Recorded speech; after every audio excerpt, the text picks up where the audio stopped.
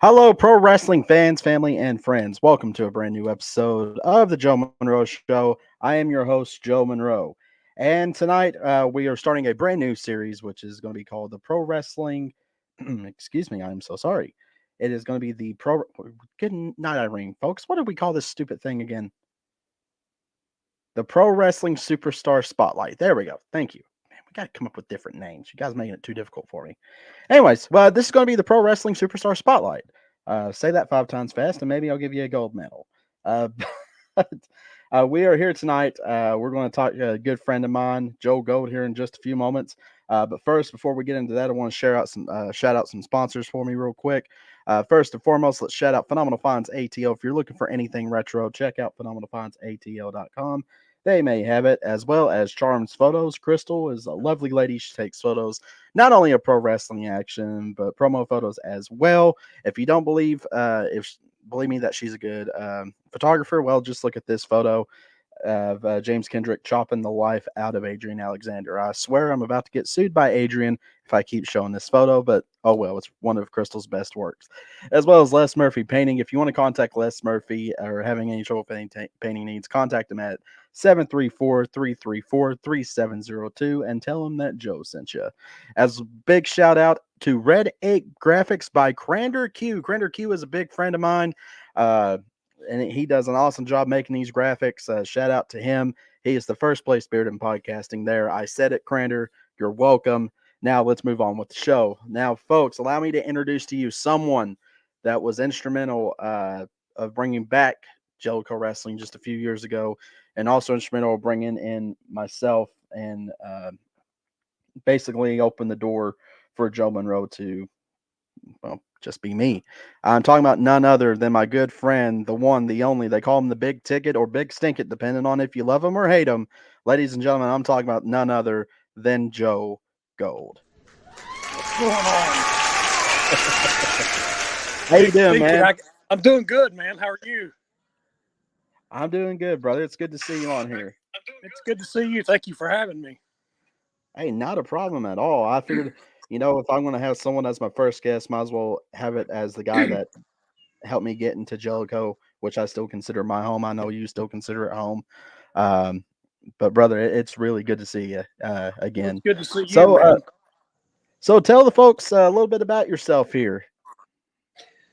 Well, you said a minute ago that they call me the Big Ticket, or some people, depends on whether you're a fan of mine or not. Maybe I'm the Big Stinkit. So, but man, I'm like you. I like pro wrestling. I've grew up around it my whole life. I've loved it since I was a kid. And, I mean, I really don't know much else to say other than I've loved it since I was a kid, man. And that's one of the things that's all I ever really wanted to do, man, was from the time I was probably 4 or 5 years old, man, was be a wrestler.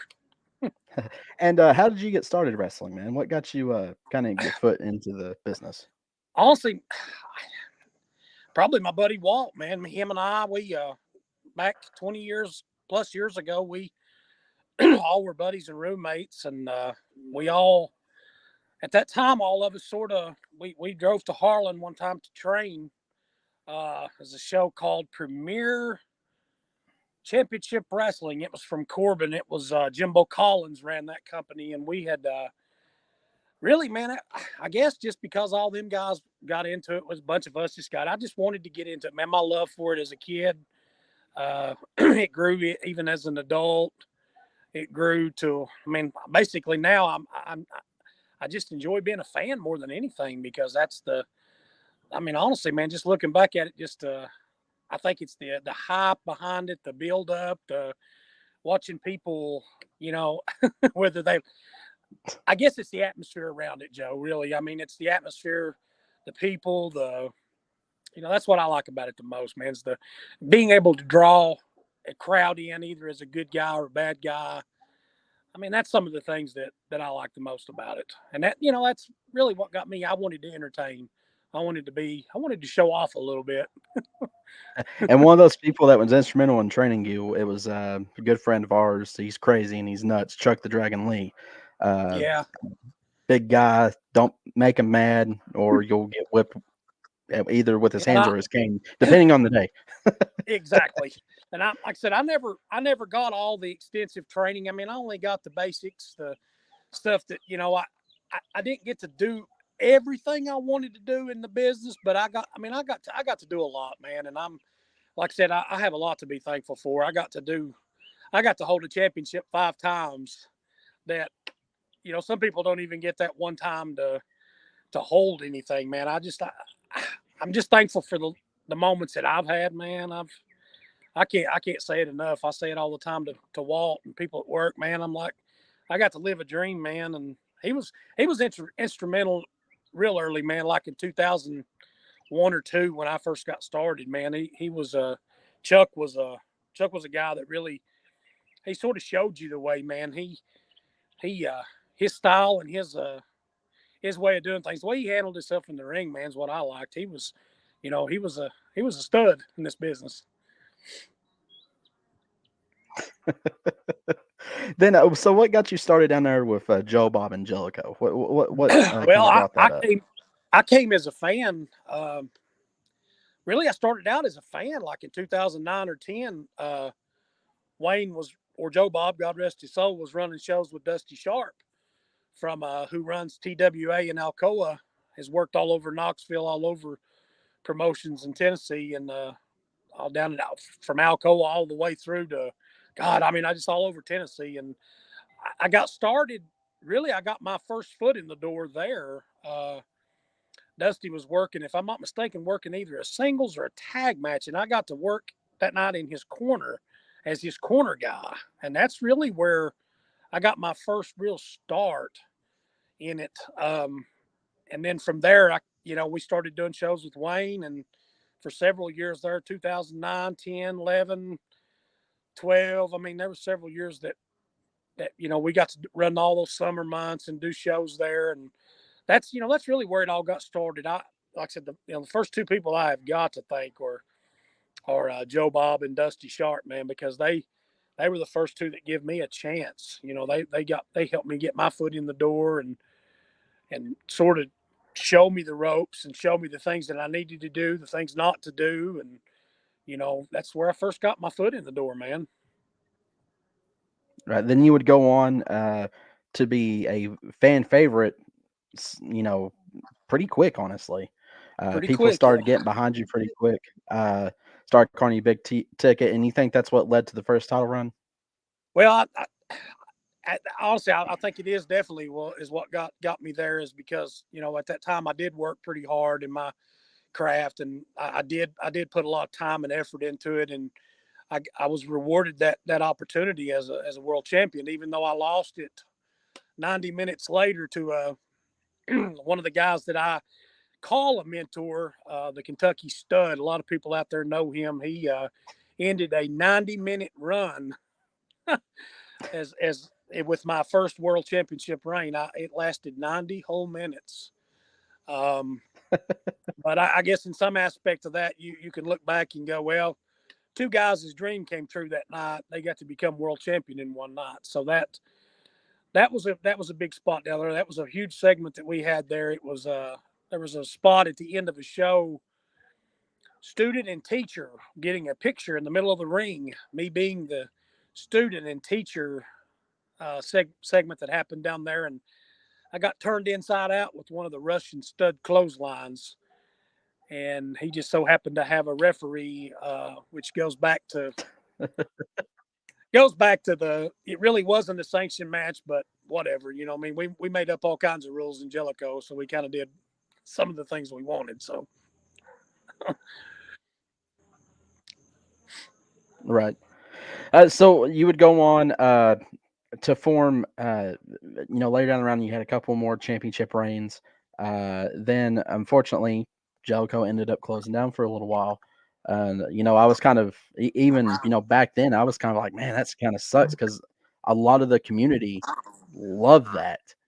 they And did, man. then whenever I got a little bit older, and luckily, uh, right before COVID hit, there was plans starting in 2020, if I'm not mistaken, to Yes, restart it back up that summer. Correct? See, it actually did that summer of August of 2020. It did. We ran a show in August and September of that year, and we had plans on, starting it back in the spring of 21.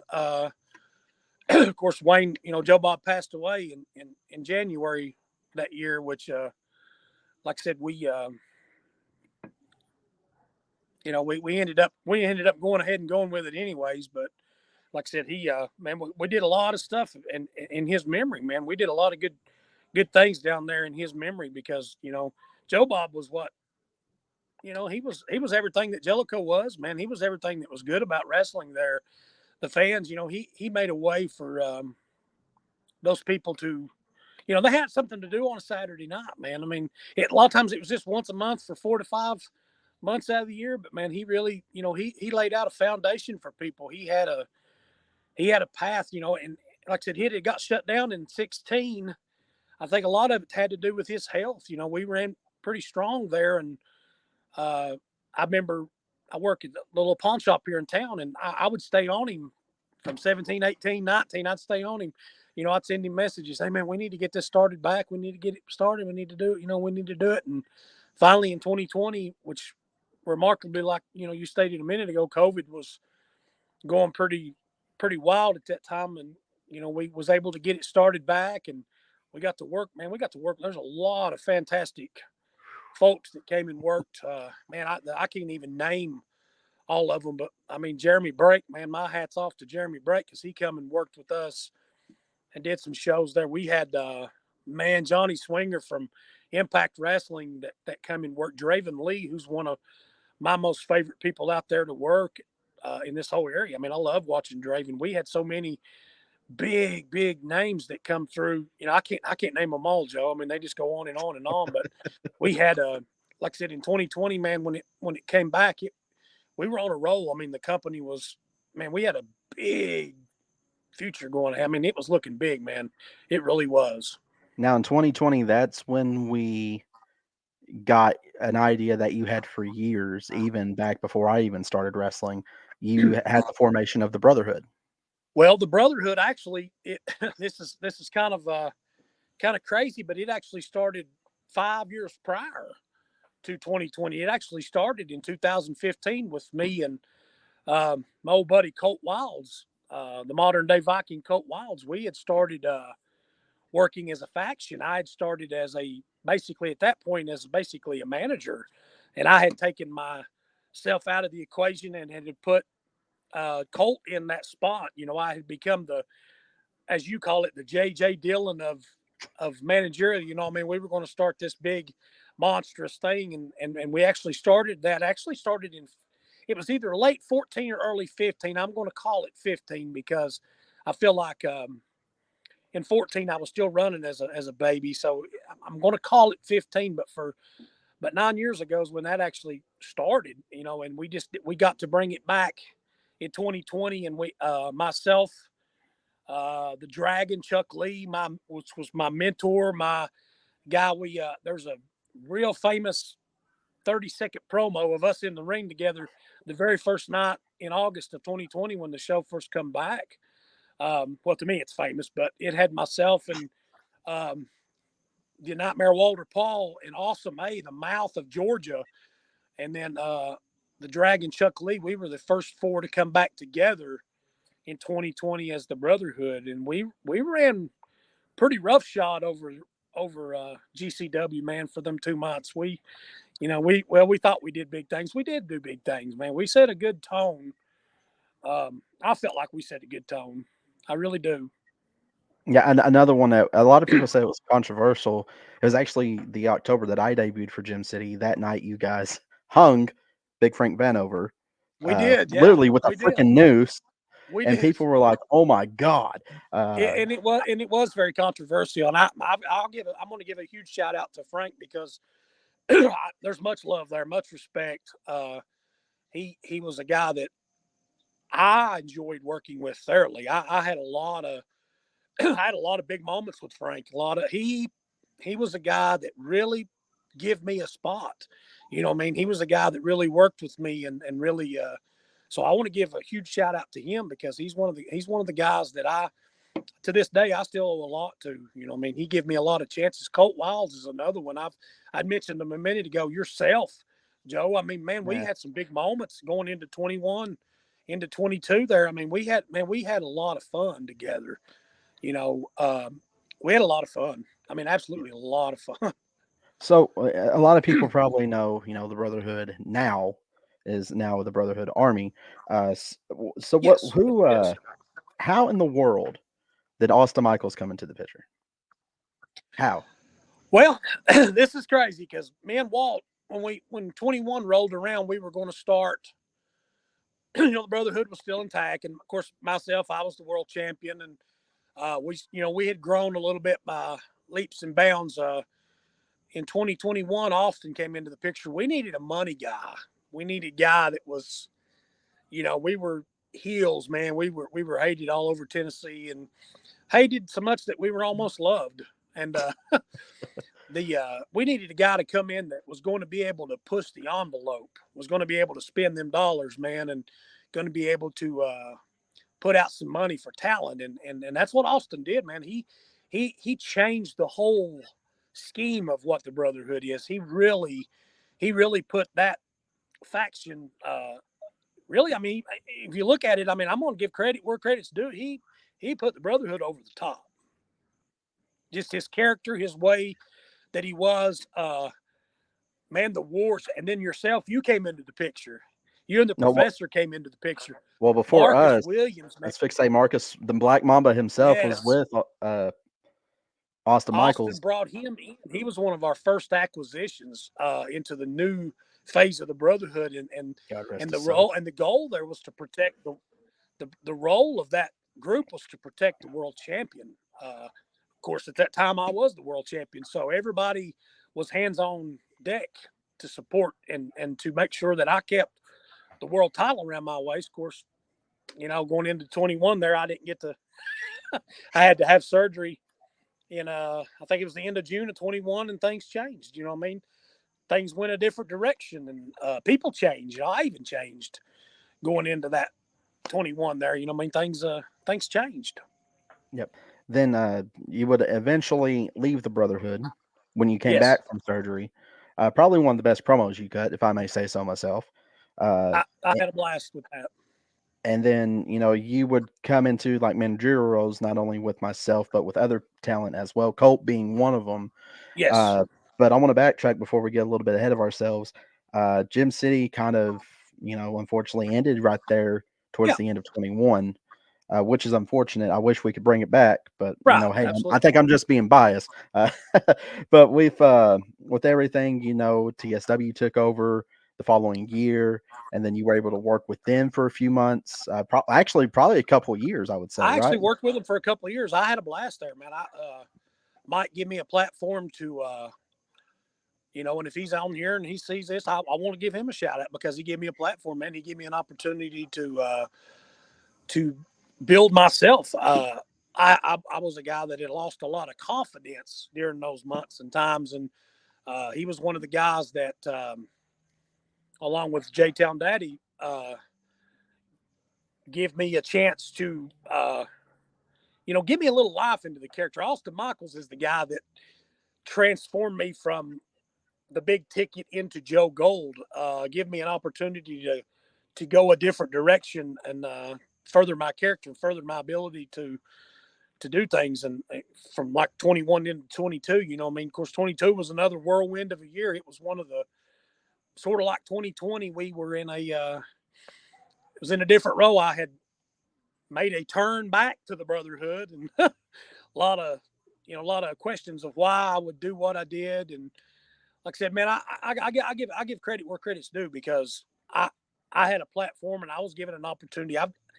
We've just battled so much the last 2 years with different things. I won't go into details with all that, but we've had a lot of sicknesses in our family and a lot of different things, and it's changed me, man.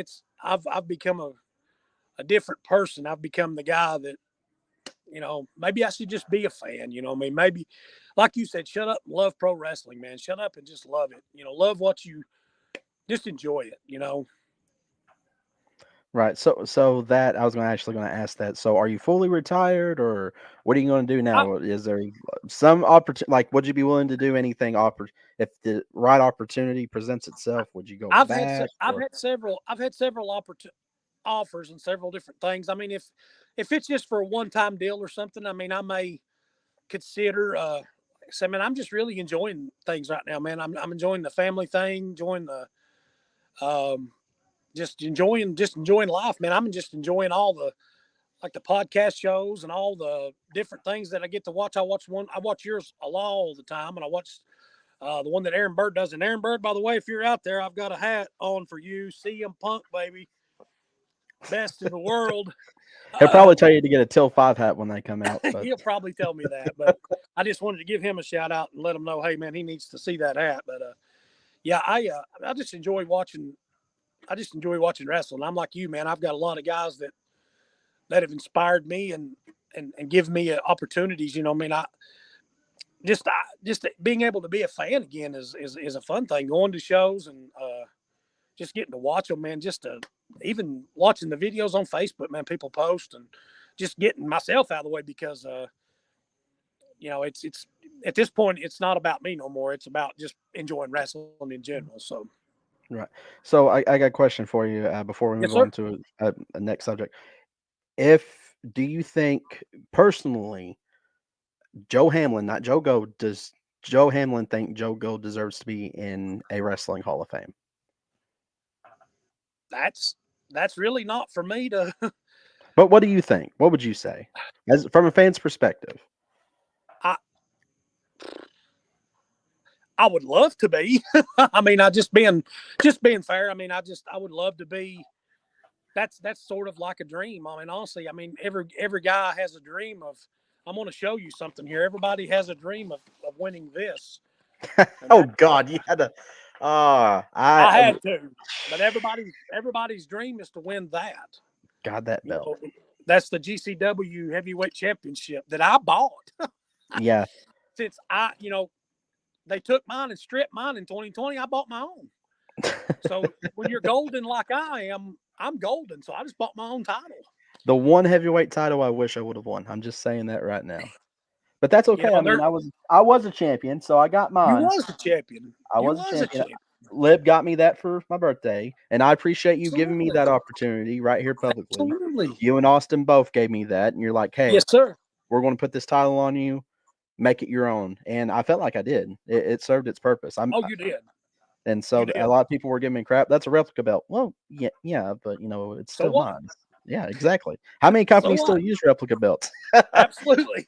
Well, Joe, before we get into our next segment, I like to do something for you real quick. We actually have a couple of wrestling shows this weekend. Tomorrow, big one coming up in Richmond. We got EWA Yes, up sir. there with the Heritage Championship match up there in Richmond, Kentucky at the YMCA Center right there. Doors open, looks like at 6 o'clock. Bell time's at 7. Bleachers 12, floor 15. EKA students are actually getting $2 off. So that's a big special they got going on down there. Awesome. We mentioned them earlier. Old Stomping Grounds, TSW. They're going to be at the GR Yes, Hampton sir. Elementary School in Barberville. It's for the race for the gold. We're actually big match. Colt Wild, you said him there. He's going to go up against the Fiji Wild man. It's going to be a hard hitting match, I think. So, That's uh, gonna be a physical match. but Joe, we got some. I found some photos here, and Hmm. this little segment, since you're numero uno on this series, I want to bring out some photos. We got three here that we want to explain, give a little backstory on. So, first one here, can you explain this one right here? Okay, this was in the National Guard Army in Williamsburg, Hmm. uh, August of 2004. We had went to. Matter of fact, this was Premier Championship Wrestling. This was a.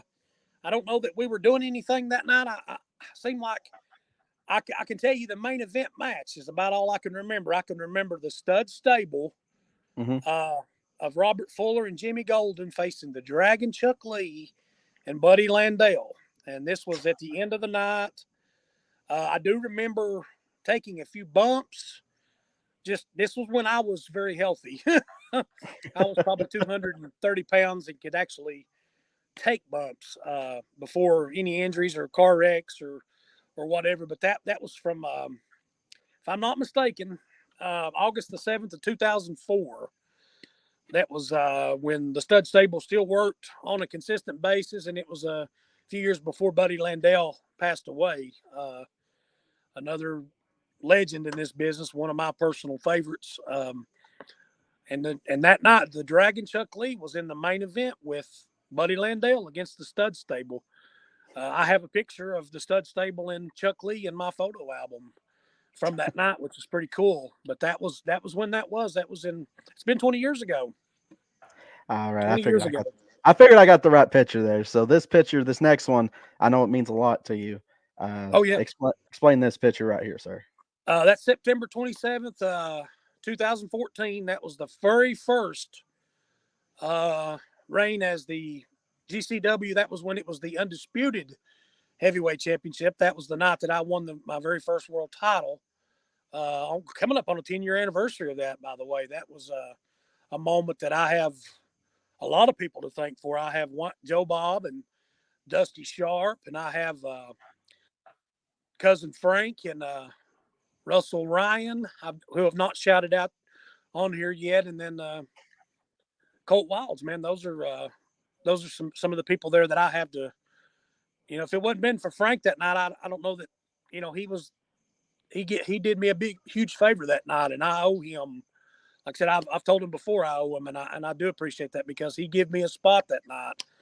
Of course, 90 minutes later I would lose it, but your first world title reign's not always the best. the best one, but it was my first. So I mean, again, that was my first world title reign. So, all right, the next one I know is special for you. Yeah. Just because of the men who's in that picture. Yeah. As you can see in the background there, over I guess that would be my right shoulder in the picture, is Marcus Williams, the Black Mamba himself. And then in behind on my left shoulder with the sunglasses, which is now the leader of the Brotherhood. Well, is he the leader of the Brotherhood? Because there's been questions. Master Sergeant, is he the leader of the Brotherhood or what? What's going on there? I still keep up with those guys. Try to. Yeah. I don't even know. So yeah, at this point I am confused. But hats off to those guys because look at. I mean, that's been 3 years. Here, yeah. Look at that group, man. It's stacked. I mean, you got Eddie Wade in there. You've got some. But my question out there to those guys is, who's the leader of the Brotherhood? Is it Michaels? Is it? I don't know. I mean, I really don't know. Master Sergeant? Who is it? Who is it? I mean, yeah, that's my question there. Who is the leader? But a lot of great memories, man. Gym City, dear God, I wish we can have like a reunion show. Hey, Dusty, if you're watching this, yes, TWA Dusty. Ocala, I will put in money for it. Because as the professor says, I'm Charlie Moneybags. But I would love for us, especially now that I've kind of taken a step back just to focus on this. I would love to have homecoming. There we go, Gym City homecoming. That would be so good, man. That would be great. I would be honored. That would be something we could do. But wrestling to me, you'll probably agree with me. A lot of people, I hate to say it, kind of make fun of Gym City, and I've always defended it, no matter where I went, because I say this: yeah, the show's free, but you got to realize the love and support from those fans absolutely is nothing. And I've traveled. It's nothing compared to anything else I've experienced. I mean, you got to think, dude. I got to thank you and Walt both, because you guys basically said, "All right, Joe, you want to wrestle? Here you go." Big crowd. Oh God, about 300 plus people there. I didn't know there's going to be that many. I mean, the first show that we did back in 21, which was to honor Joe Bob. Mm-hmm. I was told, I don't know the numbers on the crowd, but I was told that we pushed 1,000. Roughly, yeah, that park was packed. We brought in, of course, J-Town Daddy is really good friends with Tim Horner, White Lightning Tim Horner, and we had White Lightning Tim Horner and Glenn came Jacobs. there as special guest at that show to honor Wayne. And man, that was probably I can go back to all the memories of Gym City Wrestling, man, and that memory right there possibly is one of the biggest, because we honored Joe Bob at the beginning of that show, and it was one of the most. That's that picture that last picture that you put up was where we were honoring him, if I'm not mistaken. It is. That picture there is where we had, if I'm not mistaken, a moment. Either that or we was doing the national anthem. I can't remember, but I feel like that was the moment where we were honoring Wayne or Joe Bob, as the fans out there remember him. And that picture to me is one of my favorite pictures that I've got in my Brotherhood album. I've got an album in my phone that's titled Brotherhood, and that is one of my probably 3 or 4 favorite pictures in that album because and man, I mean, it's just the group of talent in that picture there, man, is just unbelievable. I mean, it's just, man, Marcus Williams was so instrumental in our group. He was a so-called enforcer, man. He was a guy So-called. that So-called. He was the enforcer. What are you he talking was the about, brother? enforcer. What am I talking about? He was we yeah, what am I talking about? He was an enforcer, man. He was the guy that, if he didn't get you, the Dragon Chuck Lee was going to whoop everybody. It didn't matter if you were Because Brotherhood or not. Chuck didn't matter. Exactly. Chuck didn't matter if you were Brotherhood or not. He would whoop you. Oh, some So, memories with old Chuck. God, that I was mean, funny that night. That yeah, was remember funny. he said, hey, I don't care if Swinging the you're arm, Brotherhood or swinging not. that cane. I don't care who I hit. Yeah, he said, I don't care if you're Brotherhood or not, man. And, what a guy, man. What a, I mean, your own guy. He didn't care if he was part of them or not. He was going to. Oh, oh man. Just I hear Chuck in the back of my freaking head, man. All the time. All the time. It's very if anybody don't has never met Chuck the Dragon Lee, very soft spoken man, Yeah. but he does not care to tell you how it is. No, he one of the very first shows, it was either the first or second show.